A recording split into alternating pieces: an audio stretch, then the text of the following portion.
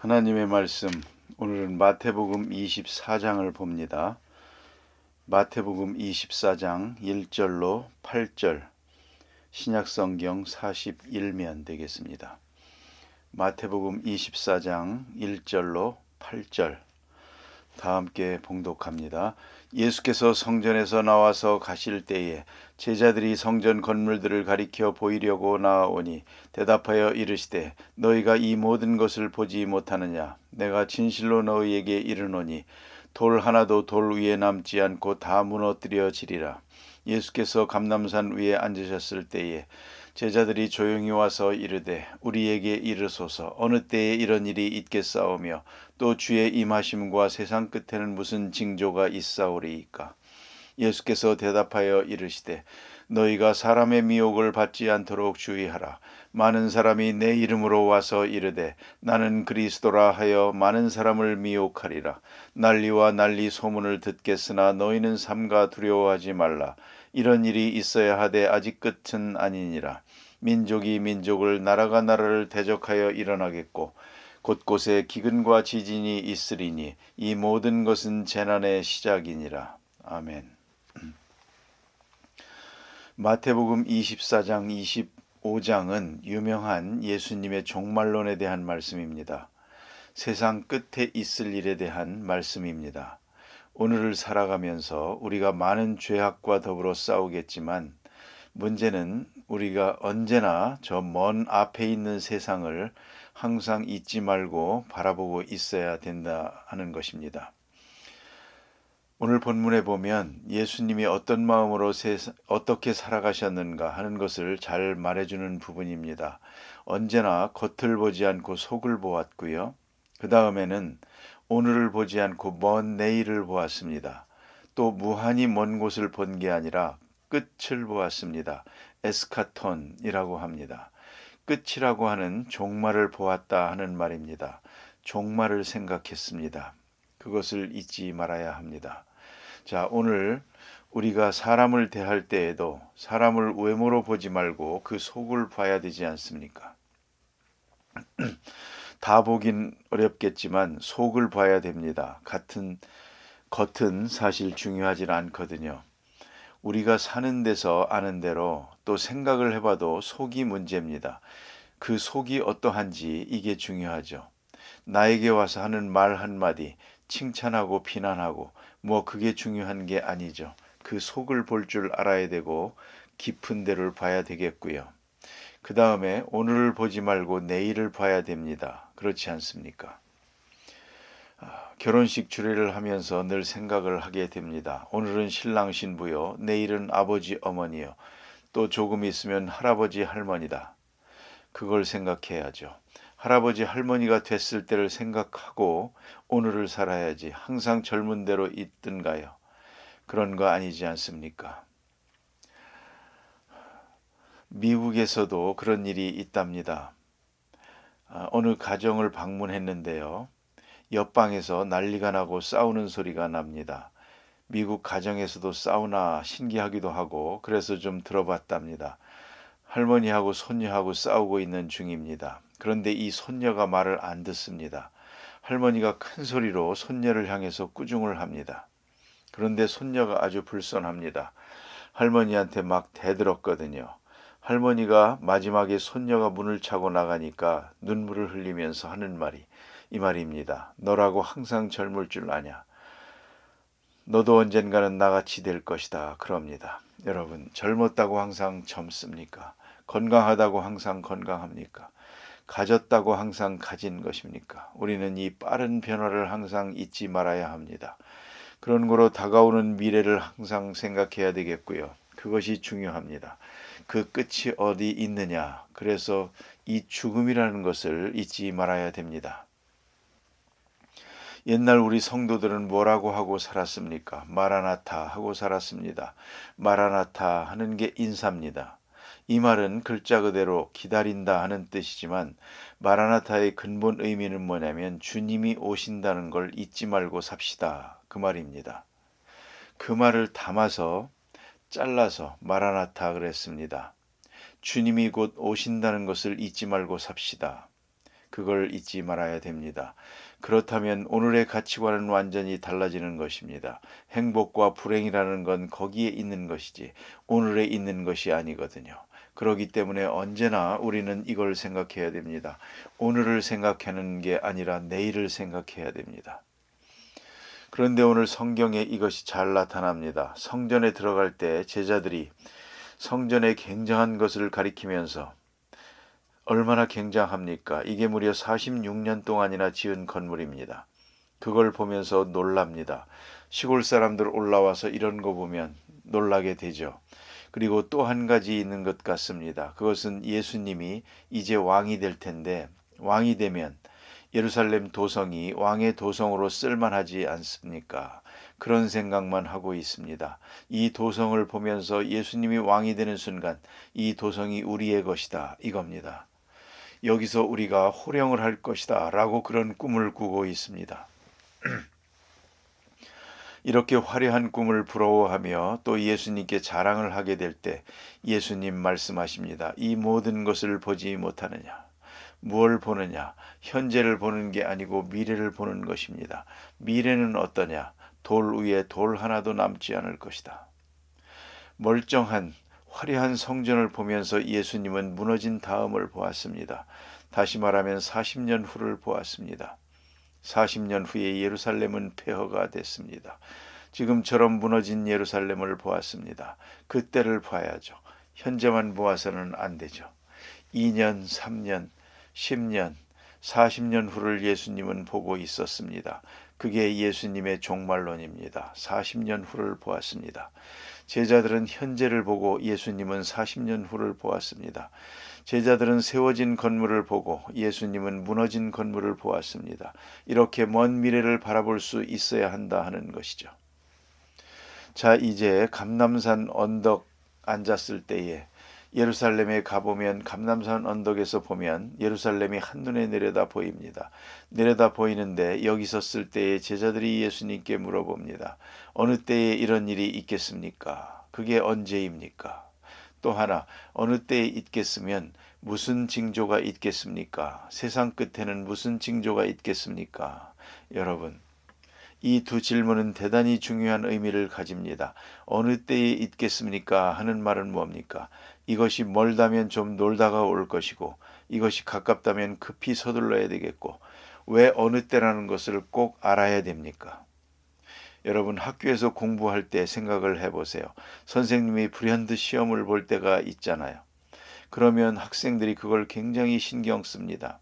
언제 시험 봅니까?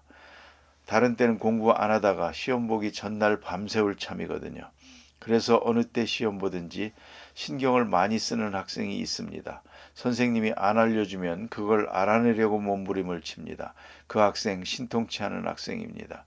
시험이야 아무 때 보든 말든 어차피 시험은 볼 것이니까 공부만 해 나가면 될 것 아닙니까? 그러니까 시험 어느 때 보든지 상관하지 않는 학생이 우등생이요. 그 시험 보는 날 알아내는 것을 무슨 결정적인 정보처럼 생각하는 그런 학생은 기회주의적인 학생입니다. 그런가 하면 또 하나 있습니다. 무슨 징조가 있겠습니까? 그 징조가 있으면 뭐합니까? 끝이 오면 그만이지. 왜 징조를 찾습니까? 그때쯤 되면 열심을 내겠다는 거죠. 이렇게 생각하는 사람이 그때쯤 가서 합니까? 바로 설 수가 있는 것이었습니까? 그렇지 못합니다. 그걸 아셔야 됩니다. 어느 때에 이런 일이 있습니까? 그 징조가 뭡니까? 왜 징조가 필요합니까? 언젠가라도 올 것인데. 예수님께서 요한복음에서 하신 말씀대로 보면 임신한 여인이 해산할 때가 온 것과 같다고. 아니 어린애를 가졌으면 날 때가 있는 것 아닙니까? 그걸 몇 월 며칠 날 낳겠나? 알면 어떻고 모르면 어떻습니까? 또 그대로 꼭 맞는 것도 아닙니다. 어차피 끝은 올 것입니다. 언젠가라도 올 것입니다. 그런 거로 항상 오늘이 나의 마지막 날이다 라고 생각하고 살아야 되는 것이죠. 하루하루가 끝이다 라고 생각하고 살아야지. 왜 언제 그런 일이 있고 징조가 뭡니까? 이런 건 생각할 필요가 없습니다. 그 다음에 여기 주신 말씀 보니까 사람의 미혹을 받지 않도록 조심하라 그랬습니다. 왜요? 사람들은 끝이 없다고 말하는 사람도 있고, 끝이 이미 지나갔다고 하는 사람도 있고, 끝이 안 올 거라는 사람도 있고, 또한 끝이 바로 눈앞에 있다고 몇 월 며칠이라고 말하는 사람도 있거든요. 그런 거로 조심하라. 여러분, 끝에 대해서는 주님이 하신 말씀 외의 일을 생각하지 마세요. 그 몇 월 며칠, 역사적으로 얼마나 많은 사람들이 이것 때문에 망했습니까? 원로 목사님이 인천에서 목회할 때 너무나도 어이가 없는 구경을 했답니다.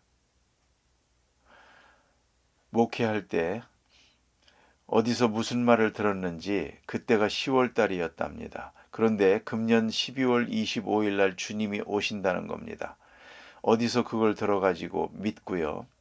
아니 글쎄 그 자기 집에 해놓았던 김치를 동네 사람들한테 다 퍼주었습니다. 쌀도 다 주고 뭐 한동안 성자처럼 구제했다는 그런 말입니다.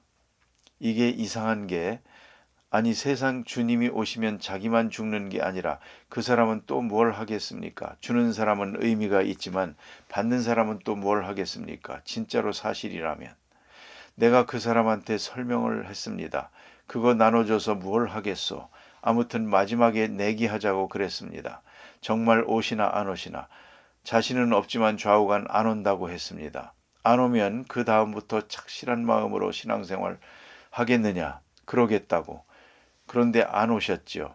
그래서 그 다음에 뉘우치고 생활을 했느냐? 신앙생활 했느냐? 얼마나 소란을 피웠던지 부끄러워서 집 팔아가지고 이사해버렸습니다. 교인 하나 잃어버렸습니다. 미혹받지 말라는 게 그겁니다. 끝이 없다는 말에도 미혹받지 말고 소위 시한부적 종말론이라는 겁니다. 몇 월 며칠 몇 시에 온다. 그래서 흰옷을 입고 산에 올라가서 서 있는 사람도 있지 않습니까? 가지가지입니다. 이건. 그러니까 이런 사람들의 말에 미혹되지 말라. 그 다음에 보세요. 많은 사람이 내 이름으로 와서 이르되 나는 그리스도라 하리라. 나는 그리스도라 하는 여기에도 미혹되지 말라.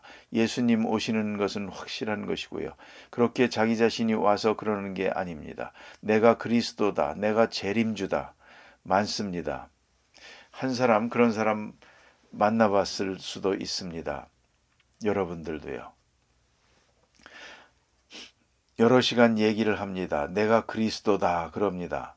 하도 어이가 없어서 아니 성경에 보면 구름을 타고 오리라고 그랬고 모든 사람이 다 알아보겠다고 했는데 나는 못 알아봤는데 어떻게 된 것이요?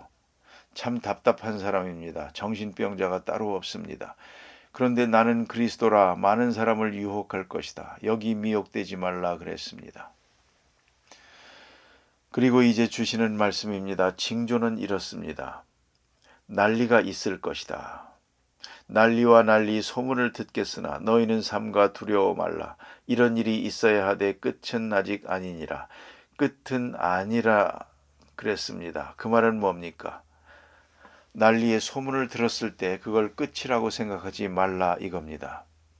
좀 더 깊은 신학적 의미로 말씀드리면 재난이나 환란이 있을 때 좀 더 주관적으로 말하면 자기가 어려움을 당할 때 자기가 당하는 고난으로 해서 이 우주적 종말론을 평가하지 말라 이겁니다. 참 인간이 그러기가 쉽다고 합니다. 죄송하지만 목사님들의 설교도 그렇고요. 일생을 놓고 보면요. 젊었을 때는 종말론에 대한 설교를 잘 안 한답니다. 죽음에 대한 설교를 잘 안 합니다. 사회가 어떻고 정의가 어떻고 세상이 어떻고 뭐 가정이 어떻고 이런 설교는 잘합니다. 한 40 넘어가기 시작하면요. 이 정도쯤 되면 그때는 설교 내용이 조금 달라집니다. 그 방향이. 그때는 인생의 문제를 얘기하고요. 50, 60이 되면 이제 죽음에 대한 설교를 합니다. 그리고 심지어는 80쯤 되면 아무래도 나 죽기 전에 주님이 오실 것 같아. 그런 사람도 있습니다. 그래서 자기 처지가 자기가 건강하면 앞이 밝은 것처럼 생각하고 자기가 병들면 자기 처지의 기준에서 예수님의 종말론을 해석하려고 합니다. 그건 잘못된 것입니다. 젊은 목사도 죽음에 대해서 말해야 하고 나이 많은 목사도 소망에 대해서 말해야 하지 않겠습니까? 이게 어떻게 자기에 따라서 좌우되겠습니까? 그래서 한 40년 동안 설교한 내용을 쭉 놓고서 연구해 보면요.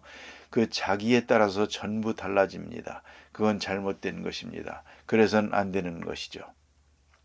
그래서 오늘 여기 보니 환난과 고통과 어려움이 있으면 말세인가 보다. 아닙니다. 그렇게 생각하지 말라 하는 말씀이고요.